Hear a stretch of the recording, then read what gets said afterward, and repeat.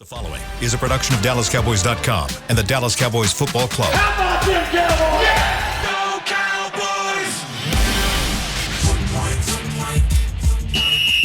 Let's go, baby! Are you ready for a break? Yes. Are you ready for a break? Absolutely. Ready for a break? Yeah, and so much for that. It's time for The Break on DallasCowboys.com. We were on the break!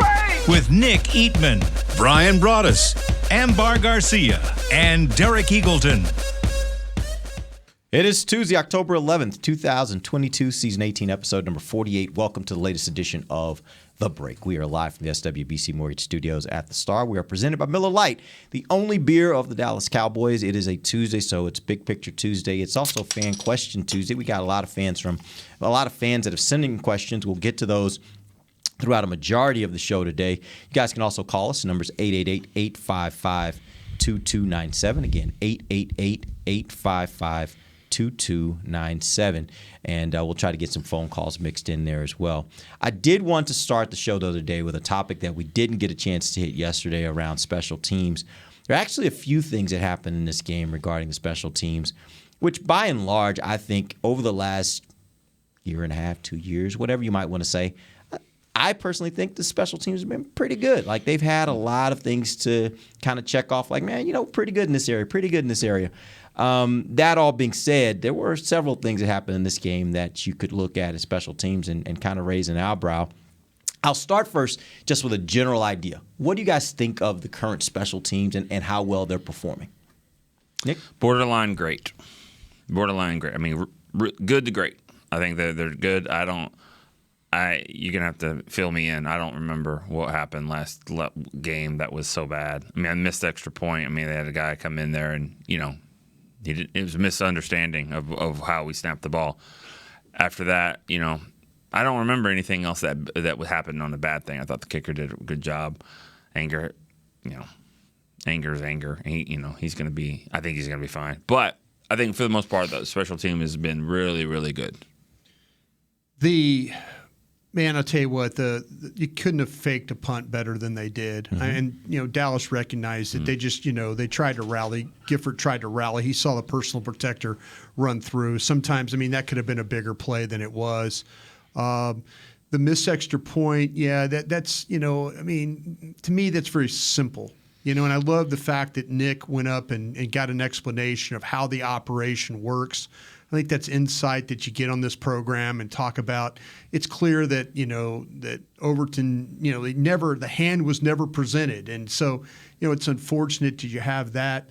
The thing, I'm not worried about anger, but are we going to be worried about anger if it turns into remember punters in the past here when it turns into it's a 38-yard punt every time, and I don't know if it's just a one time a game or you're trying to hit it, but he kicks it 61, he kicks it 58, and then you kick it 28, and you just don't want that to be the situation that puts you in, by the way, they just kicked a field goal and now they're ahead kind of a thing. And those are the things that, the coverage on the losing the ball on Goodwin on the outside, was a little bit of a concern because he's one of your better special teams players. He always has played with awareness and those kinds of things. But to go out and have they addressed the field goal situation during training camp. They could have just ran with the guy, Garibay, and said, oh, no, we're fine. This is going to be okay. No, they addressed that. So I like to see the fact that they're trying to be proactive about things. And so that I'll give them some high marks about. But, I think overall, I wouldn't say great, but I would say good. Yeah, I think they've been doing just in general a lot of special things and things that do change the game a little bit. Things that in the past years before, I felt that special teams never really gave you much of anything, and now they do. You do watch certain things that they're doing. Dorrance Armstrong on special teams, he doing those kinds of plays. But talking about the kicker, we talked about it here before the game, how Jake McQuaid being out, the long snapper, and the changes that, like, how that would affect and how Maher was kicking and missing field goals and extra points in practice, and we thought, okay, maybe this could be a problem. And it really wasn't, other than that mistake that, again, like Brian just said, it is something that it's fixable. It's not something that you're necessarily fully concerned about. But as far as the punting, I think it's happened more than I would like it to be happening, because this wasn't just the first game. It's kind of happened throughout the season where they're just not good punts. And you're like, okay, it hasn't really affected you in a game just yet because you got the defense that you have and you're winning games. But I think that could be something that in the future could be a problem if it keeps happening. I'm not concerned right now, but that's definitely something that needs to be worked on and fixed. Yeah, I think it was the Cincinnati game where he had the amazing punt that ultimately was a part of you winning that game. Right. And I think over the last 2 games, which is what's kind of raised my eyebrow a little bit, he's been so consistent throughout the time he's been here. The bar is really high. That's the part that's a little bit weird. Like last game he had that, I think it was a 30-something yard punt. He kind of got off the side of his foot. And then this week he has the 30-something yard punt. And those are the things that I'm looking at. I'm like, that doesn't seem anger-like. It makes me a little bit concerned. Yeah, but when you block field goals or you block punts and all that we don't always see that every week in the NFL. But there's the areas of there's some concern. I feel much better about him now than I have at any time during the Mike McCarthy administration so far. Yeah. I think they've made a lot of improvement. You get a guy like Kelvin Joseph, who everybody's kind of talking about. Well, when's he going to play defense? Well, I don't know, but he's playing really good on special teams for you right now. They're finding players that can help them win football games. Yeah, and not only that, I know, Nick, you and I were talking about the formation that they had on one of their punts where they had Kelvin Joseph lined up. It's kind of an odd. He was kind of lined up back nearer to the punter, offset to the, I guess, what it would have been their right. Right. And so you have basically both your gunners on one side, one offset back, one up. And at first, I think everybody was a little like, what is this? And we've heard some people in the press box even being like, oh, they're doing the crazy stuff again. But to me, it was great. Yeah, thought. design. Yeah, yeah, because the at the end of the day, the guy you can't get a hand on him. By the time you said it, Nick, by the time the guy that was trying to block him got to him, he's already a full head of speed, head of steam, running, and he just couldn't stop. Yeah, you got to have the speed to offset that. If you're going to be 5 yards off the ball or 7 yards, whatever it is, that's fine as long as you've got the speed to make it up and the punt is there and all that. So and those things set up everything else. That's what Fossil has done his whole career. He's faked punts enough where he's got that that everyone thinks okay, he's going to have a fake punt, and it works to his advantage. Yeah, you're going to get a throwback in this game, don't you think? Probably the national TV game. This is when special teams coaches they always think about. Let's pull out our best one. So you'll get something. You'll get something in this game. I would have thought that about a year ago. It jumped out to me yesterday when Mike McCarthy was talking about the offense actually, and he was saying something to the effect of. The head coach has told him, talking about Kellen Moore, the head coach has told him we have to be smarter, talking about, kind of playing to our defense. And I think it's the same thing with special teams. The head coach is probably telling him, man, we're not going to do that right now. Punt's not a bad thing. What did Jerry Jones say on the radio this morning on 105.3 The Fan? He said, run the football, play good defense, punt the ball. Yeah. And then the good question, good follow up to that is that do you need a $40 million quarterback basically to do that? That is a good question. Yeah. Nick, answer. Well, no, you don't need a $40 million quarterback to do that. But then again, you got to remember when Dak signed his deal, he was the number 2 paid quarterback in the NFL, and what's he 10 now? It quickly changes. It's funny you asked the question about a $40 million quarterback, and I don't want to go down that path, but. Yeah. This team is equipped not to have a $40 million quarterback, and I'll say it for this reason alone. The general manager is not going anywhere. The general manager is it's a family-run team, much like the Bears and the Giants and the other teams around the league. The Bengals that have personnel. So if you want to make a decision, some of these guys I know my guy down there in Tampa, Jason Light, he thought he was going to get fired until Tom Brady showed up.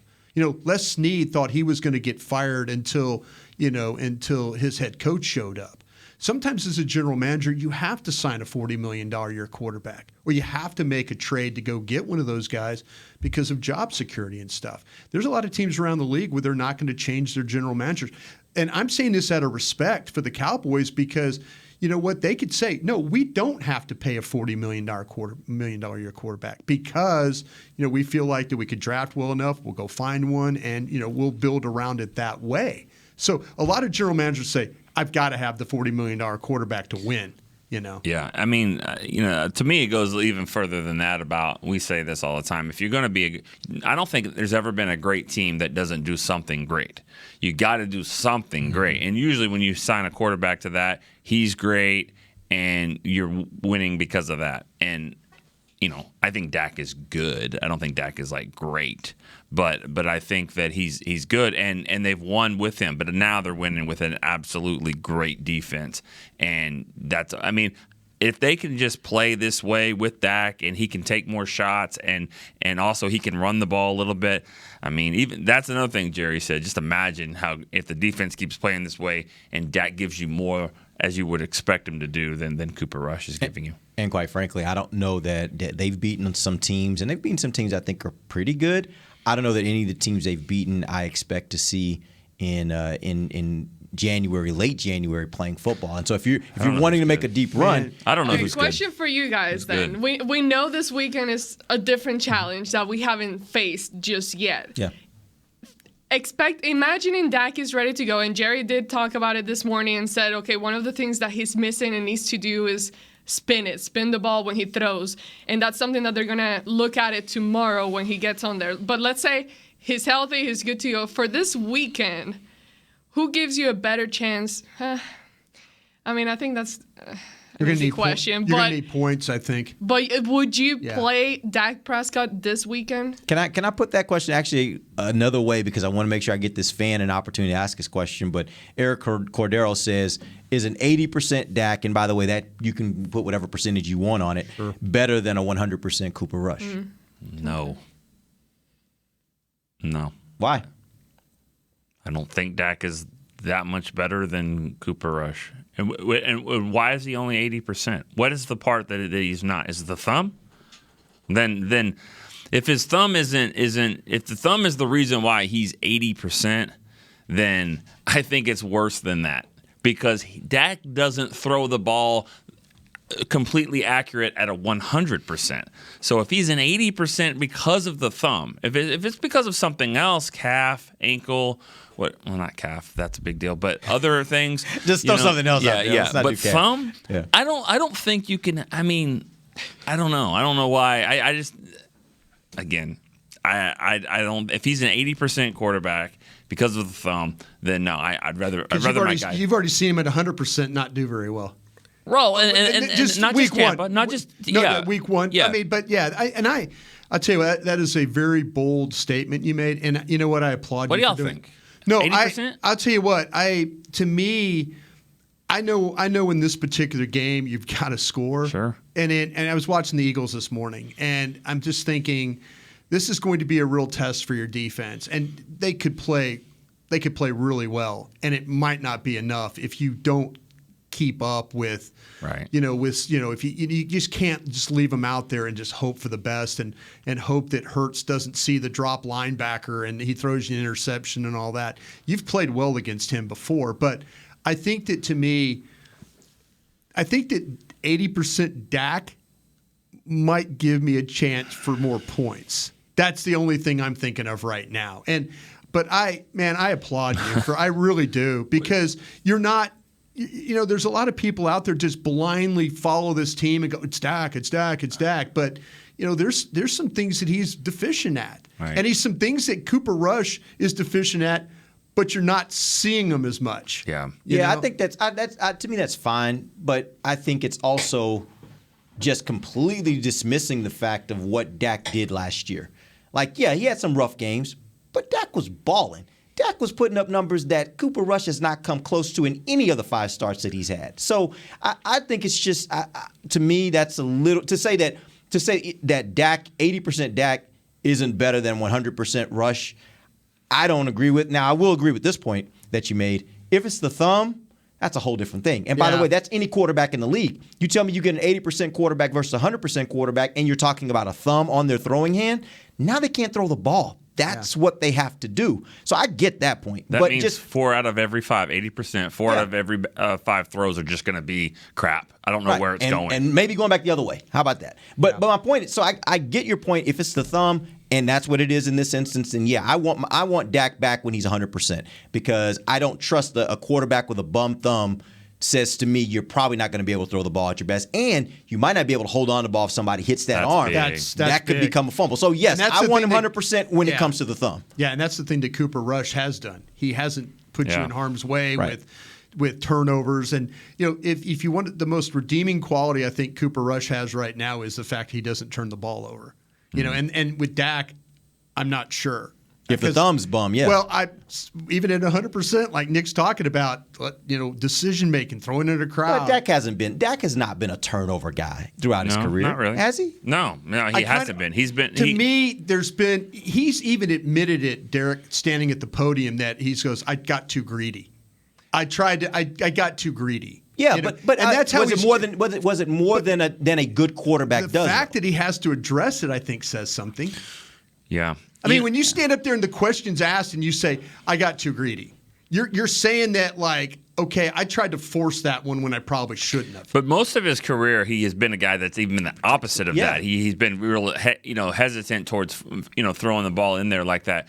The thing is to me, when I see the biggest difference between the two is when somebody puts their hand on the shoulder pad of Cooper Rush, play's over. Either he gets sacked or he throws it away or whatever. There's no wiggling out of that and doing something else. Which is fine for this team. Right. Based on what they got on right. defense. Yes. But what I'm saying is if Dak plays kind of hesitant and doesn't want to get greedy and doesn't want to run and just wants to sit back there and kind of throw and force the ball, I'm not sure that he is better than Cooper Rush if he plays that way. Yeah, but that's not how he's played throughout his career, though, is it? Okay, but I'm saying he's got to get that back. He's got to get that back in play because we've seen when he comes back from injuries, he hasn't been the same. He's been cautious. So if he comes back and he's at 80, 90%, and he doesn't really want to run and he doesn't want to throw an interception, he just wants to kind of play it safe, and he's not playing his game because he doesn't have that deep ball touch like Cooper Rush does, and he doesn't. There are some things that Rush does, not many, but there are some things he does a little bit better. So I'm saying Dak has got to be Dak. Be that guy that you were Mississippi State first couple of years. Be that guy. Cut it loose. Be a football player playing quarterback. If he's that, then the Cowboys are a much, much better team. So we agree. 100% Dak. There's no question. Yeah. He is the better quarterback. He should be in there. 80% Dak. If the 80% is about the thumb, now that's a whole different ball game. Now you're thinking about something different. I do agree with Nick about the cautious Dak because I went into the season thinking he put all that injury history and stuff behind him. Yeah, that he and maybe he had. That was one game. You're losing the tackle. You lose a receiver. You're losing players around you. And I was thinking, okay, Dak, it's now your team. Go find a way to carry. Mm-hmm. Go carry. Like Micah Parsons is carrying your team right now. He's carrying your defense for sure. So go be that guy too. And, but if you see cautious Dak holding, not willing to run, not willing to take it, not willing to escape and go make a play, I don't know if he's a good enough quarterback just to play that way. Just drop back and throw the ball. I think when he feels how the game is being played, where it's a little blood on him, a little mud on him, when he feels that, he's a different player. And when they play fast, he's a different player. Because it takes away the thought. It takes away okay, I'm reading, make him play the game how he is more comfortable playing that game. Well, also, we don't know just yet how the game is going to change.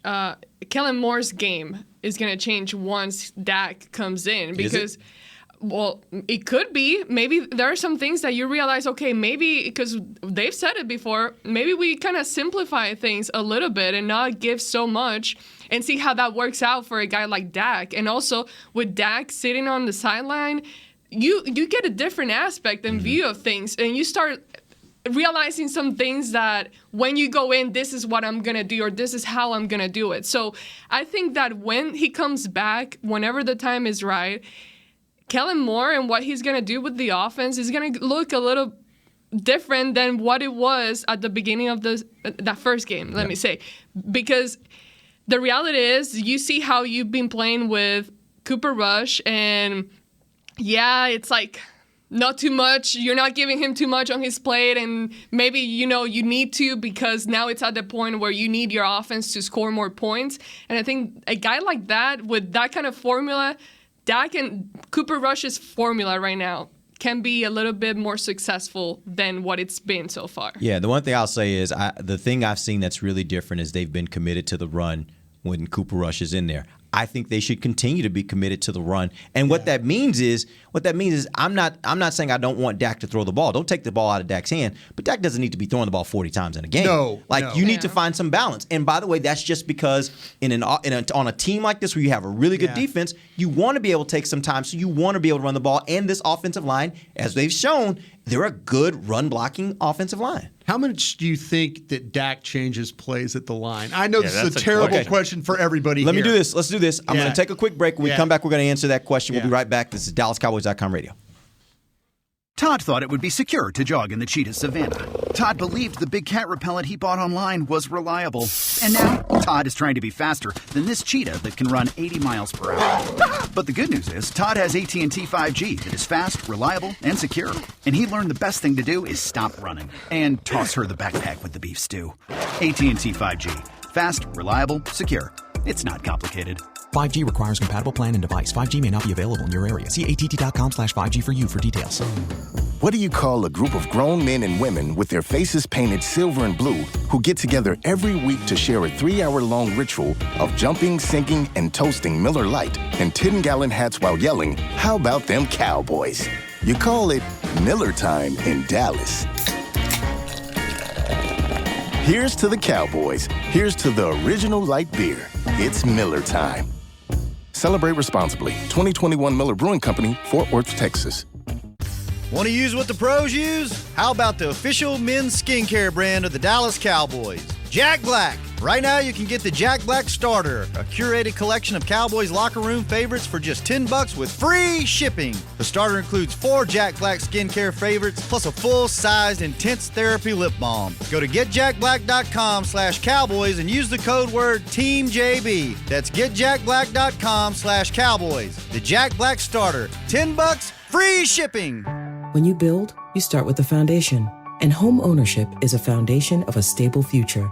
The Bank of America Community Home Ownership Commitment has helped over 34,000 people lay the groundwork so far, with up to $10,000 towards your down payment or 3% of the purchase price, whichever is less. The satisfaction of owning your own place can become a reality. Visit bankofamerica.com/homeowner to learn more. What would you like the power to do? Bank of America N.A. Equal Housing Lender. Credit and collateral is subject to approval. Restrictions apply. This is not a commitment to lend. Back to the break.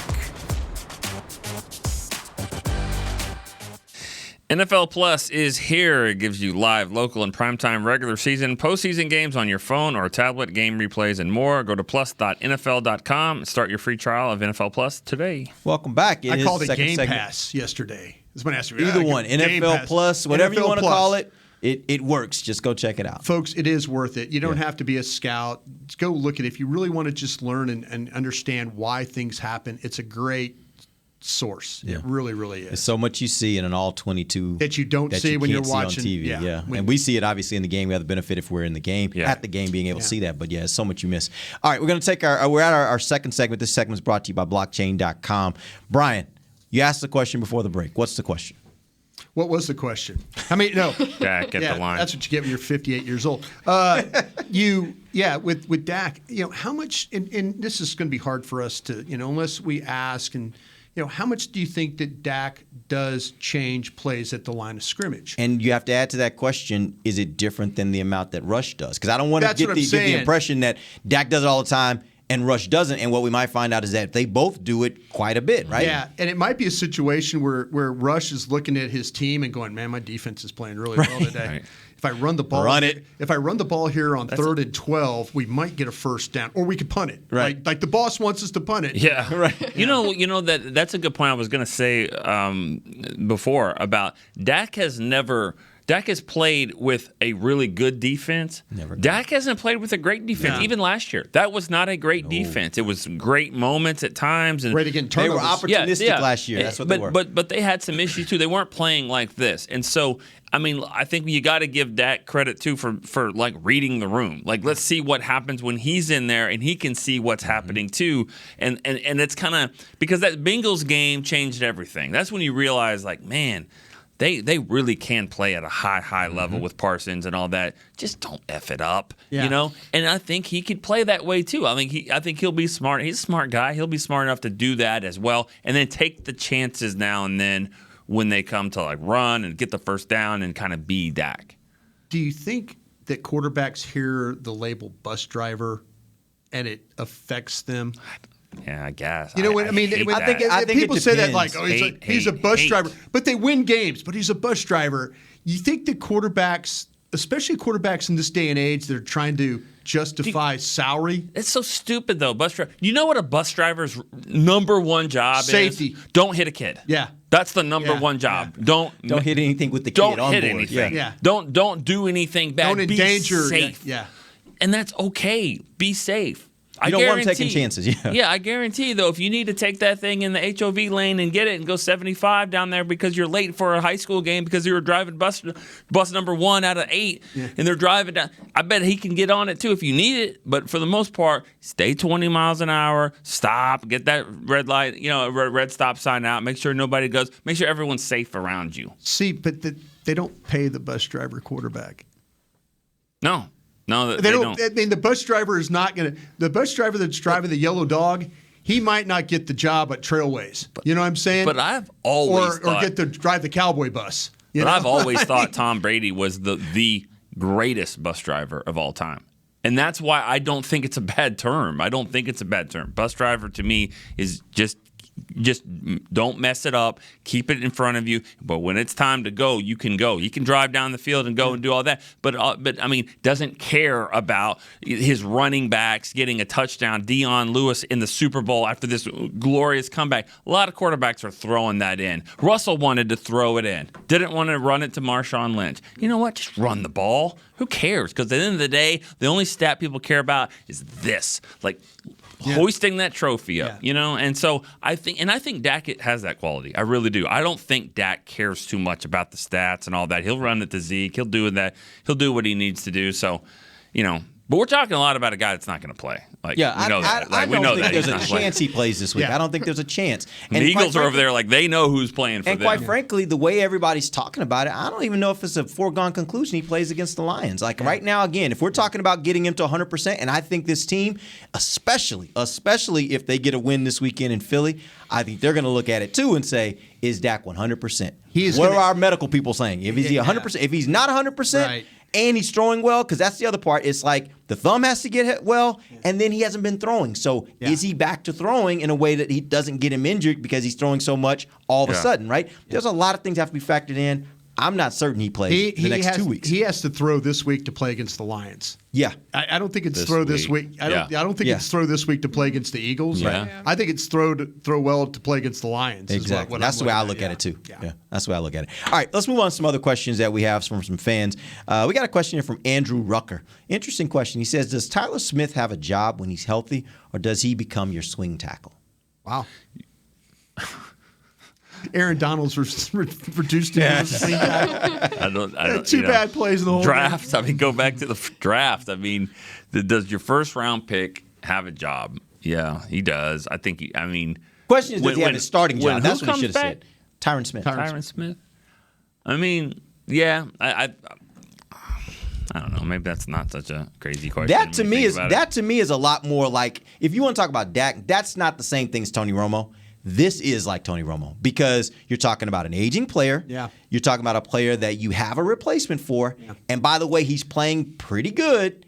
And you probably are thinking this might be toward the end of when you're going to have that player on your roster anyway. What you need to find out is can't stay healthy. Did they say Tyler Smith the swing tackle or Tyron Smith? It said the swing Tyler the swing. Oh, okay. If Tyron comes in, what you need to figure out when Tyron Smith. No, they said. I'm sorry. Did I read it wrong? I was saying Tyron Smith be the swing. That's Tyron Smith. Tyron Smith. Oh, I thought you said, does Tyler Smith have a job? I'm sorry. Yeah. No. Tyron Smith, eight-time Pro Bowler Tyron Smith does have Tyron a job? Smith come back and get, let's be clear. Does he come back and get a starting job? They just said job. I think it's really more, does he get a starting job or does he become a swing tackle? Yeah, I mean, what I think has to happen is that then they're not going to face another Aaron Donald type of player. I mean, some guys that are really, really good, but Aaron Donald said, I'm going to pick you, and there was a reason. Just like in Red Rover, you're just like, I'm going to go for him, and I'm busting through there. Does anybody bully Tyron Smith? Is he at that point? I don't think Aaron Donald would have done it. As bad as it's been injury-wise, no one's really just kicking his ass. I've seen him. Can I ask you this, though? Yeah. This year during training camp, he got beat a lot more than we're accustomed to seeing him get beat. By right? this awesome defense? Yeah. Dorrance Armstrong. But No, I know. you just finished saying they're not going to face those guys. So I don't think any of those guys, other than Micah, is necessarily Aaron Donald. I was just thinking about that too as well because I'm like, I think it's a fair thing to talk about. When he was before the injury, there were still moments that you're like, okay, that's not usual for a guy like Tyron to be allowing. And another thing I was thinking, and this is a cop-out answer, but I truly think that when it comes to the O-line, things just kind of work themselves out. Like something happens and then you figure out, like we always get to that point where like, oh, what's going to happen here? Well, things just happen and then they work themselves out because then there's an injury that pops up and then now you got to replace the guy. So that's something that it'll be great to have him back when he's ready and healthy to go. But I think that, and hopefully not, but I just think that something always happens. And by that time of the season, a lot of these guys are already pretty banged up. So we'll see what happens. I don't think he's going to be out there doing what he's done to try to, get himself back by Thanksgiving or whatever, just so he could be the swing tackle. And I don't think you're going to let a decent Steele and a pretty good Tyler Smith keep Tyron Smith on the sidelines. Just because, and what'll happen is the first time that Terrence Steele gives up a sack, then all your questions on there are going to be like, should Terrence Steele be the swing? Yeah, I need to keep ripping Terrence Steele because he's playing I just take that theory. Also, there's a couple of guys that listen to our show that are like NFL guys, and it's funny they text in. Both of them said, "Play the rookie." Just keep playing. I'm keep playing on that the rookie. page. Just play the rookie and over Tyron Smith. And here's why. I think what are they saying about Terrence Steele though? Well, we didn't talk about Terrence Steele. Let's deal I with know. that later. Like I say, if you keep talking bad about Terrence Steele, he'll make you look like you're an idiot for doing it. Yeah. Look, I've been throwing dirt on him ever since he's been a starter. If you're talking about Tyler Smith, who at that point will have played 12, 13, 14 games as a starter and plays those games similar to what he's played these first 5 games, I look at that and say, that's my future. Sure. He is the guy I'm going to ride with. I don't necessarily think Tyron was the Tyron I've been accustomed to before the injury. And to say that he hasn't played football in several months, I don't know that he's going to come back better than that. So, and by the way, I'm in the deep part of my run toward the playoffs. I'm sticking with the younger guy. I'll say this. I think he will be better, though. You do? Yes, I do. Why? Because what has been his biggest problem, well, it's all connected together. The it's injuries? Back, shoulder, elbow, all neck, all of that stuff. He's just like this bionic person.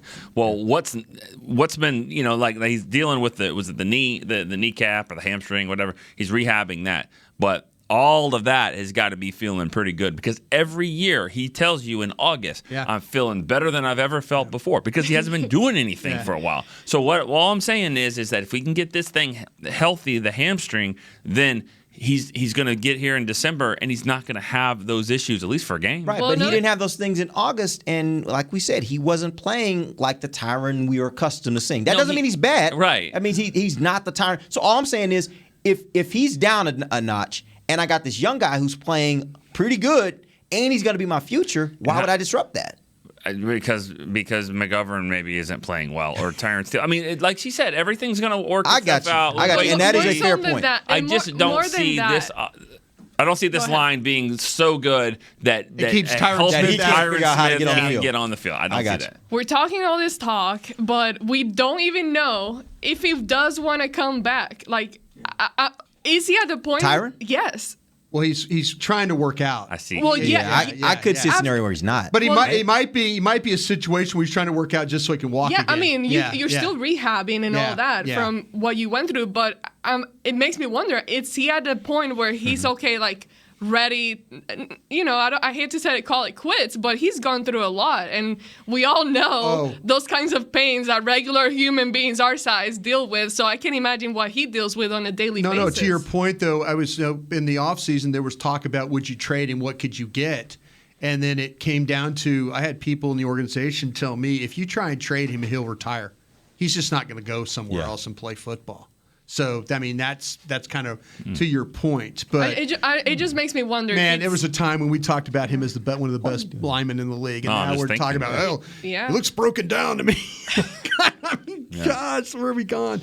But I think the thing, too, is that, if the line is playing well, and I asked Stephen Jones the question on our show one day on 105.3 about – there used to be a time you played with your 5 guys and you didn't mess with it. Yeah. But it seems like this team, and he's like, yeah, you're right.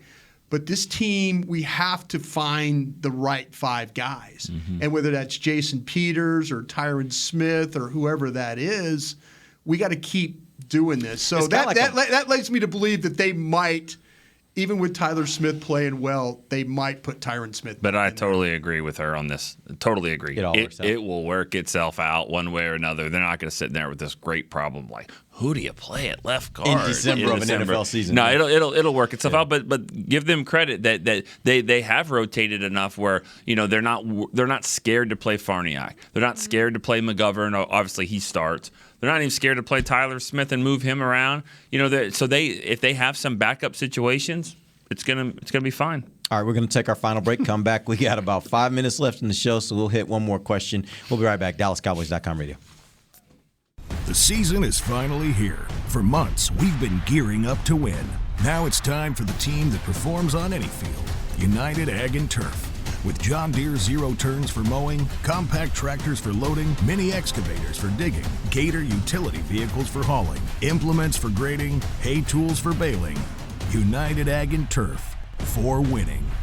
The official Ag and Turf equipment supplier of the Dallas Cowboys. Visit UnitedAgAndTurf.com for more. Todd thought it would be secure to jog in the cheetah savanna. Todd believed the big cat repellent he bought online was reliable. And now, Todd is trying to be faster than this cheetah that can run 80 miles per hour. But the good news is, Todd has AT&T 5G that is fast, reliable, and secure. And he learned the best thing to do is stop running and toss her the backpack with the beef stew. AT&T 5G. Fast, reliable, secure. It's not complicated. 5G requires compatible plan and device. 5G may not be available in your area. See att.com/5G for you for details. This sweet! Did you get to work on time? Yeah, but I just realized it's Sunday. Little Sweet says head on home. Dr. Pepper's on its way. So sweet, unique. Baby, there's nothing better. I bet you've probably done something that deserves a Dr. Pepper. Did you invest your nest egg in an NFT? Yeah, and I don't even know what that is. It's a non-fungible token. Everyone's done something that deserves a Dr. Pepper. When you build, you start with the foundation. And home ownership is a foundation of a stable future. The Bank of America Community Homeownership Commitment has helped over 34,000 people lay the groundwork so far, with up to $10,000 towards your down payment or 3% of the purchase price, whichever is less. The satisfaction of owning your own place can become a reality. Visit bankofamerica.com/homeowner to learn more. What would you like the power to do? Bank of America NA, Equal Housing Lender. Credit and collateral is subject to approval. Restrictions apply. This is not a commitment to lend. Back to the break. Book an appointment at your local Essilor experts. Find the perfect Essilor lens for you. See more, do more, Essilor. Welcome back. It is the final segment of the break, live from SWBC Mortgage Studios at the Star. We don't have time for one more question. It's one that I think can be a relatively short conversation. Blame Nick for that. But this question comes from Armando. He says, did Deron Bland play poorly that he was not given an opportunity over Lewis against the Rams?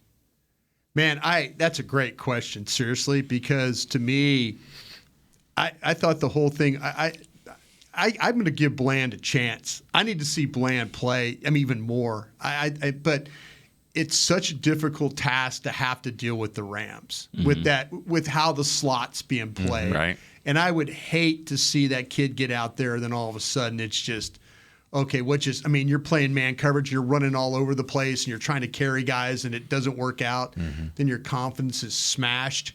I think just keep him ready. Yeah, you got him a test. Keep him ready for this next time. These teams are going to get the ball out quick. We know that. Yeah. And that means these corners are going to tackle. And we've seen it. Diggs has to tackle a lot. They're trying to beat him up. Yeah. Anthony Brown, Jordan Lewis, all these guys have to tackle. So they're going to get – Jordan Lewis not stays injured, but there will be an injury with him. It just happens. He's not the biggest guy in the world. He's going to get banged up. Anthony Brown, all of them. They're going to deal with something. So like you said, just keep them ready. Stay ready. Kelvin Joseph will have to play some. Even Nashawn Wright has been inactive. So these guys will play because I think that because of how much they're having to tackle, they get the ball out so quick, they're going to get banged up. I'm keeping that kid's confidence high if I can now. But I want to see more of him. I will say that. Oh, no. He has passed every test along the way. You go to camp, he has been every bit as good as you want him to be all the way along the way. If you tell me he's a track guy, he's the strongest track guy that I've ever seen play in football like that. Because track guys usually these small, little, fast guys, Tavon Austin types, all that. This guy is well built. He's strong. He's tough, and then he's also got that speed. So he's going to keep going. Who are you talking about? Deron Bland. That's funny. What? Because that's not the. Sure for his size, I guess. But when I see him in person, you see him without the equipment and all that, shoulder pads off. He's a baby. Like you see his face. He's small. Yeah. And just like such a baby, someone that you would never even think is playing in the NFL, and the fact so you speak to him, he even has like this unconfidence about him, but like not in a bad way. Just someone that's young and unexperienced and just not used to lights, camera, and all of this going on. But yet, the way he's playing and the way he plays on the field is just so. It's kind of refreshing and stuff, but the way you were describing him, I'm like, are we talking about the same person? Because that's not the visual I have of him. Athletically, his background was a track guy, but he's got some good strength to him. He's got the total package. I think that was a really good pick. Somebody in the Pac-12 missed that kid, Scott. Yeah. Him playing at Fresno, they missed that kid. He should be playing at Washington or UCLA. He's USC. a good player. He's a good player. And I don't know that I can remember a rookie coming in and being that impressive that early on here at a camp. Well, a rookie. Scandrick. Was he that good? Scandrick's pretty good. Scandrick was his pretty rookie good. year. Until he got mad at everybody. Yeah. Wait, during camp though. I know he started his first game of the year against Cleveland in 2008. He started that game. He was the slot corner. He was impressive from the jump there, and he wasn't the top corner drafted that year. Yeah, Jenkins was. And I remember, didn't it come down to the last little bit before they made the decision? That was the next year. That next year when they decided let some guys go. Yeah. But that was like, who cares? Okay, so you don't start. You're still the third corner. Yeah. No, this camp it was so impressive, and maybe part of it was Bland came out of nowhere for me. Like I knew they drafted him, but I was kind of like, I didn't know he'd be this good. He's been better. He has been really good. And they got decisions to make with Jordan Lewis and Anthony Brown and stuff like contract wise next year, and he might help them make decisions. Oh, no doubt about it. All right, we appreciate you guys joining us. We'll be back tomorrow. Tomorrow we're going to jump into Cowboys versus Eagles. We'll talk about the Eagles offense versus the Dallas defense. So many storylines there. Till then, for Nick Eatman, Brian Broaddus, Amber Garcia, I'm Derek Eagle, and this has been The Break, live on DallasCowboys.com radio. This has been a production of DallasCowboys.com and the Dallas Cowboys Football Club. How about this, Cowboys?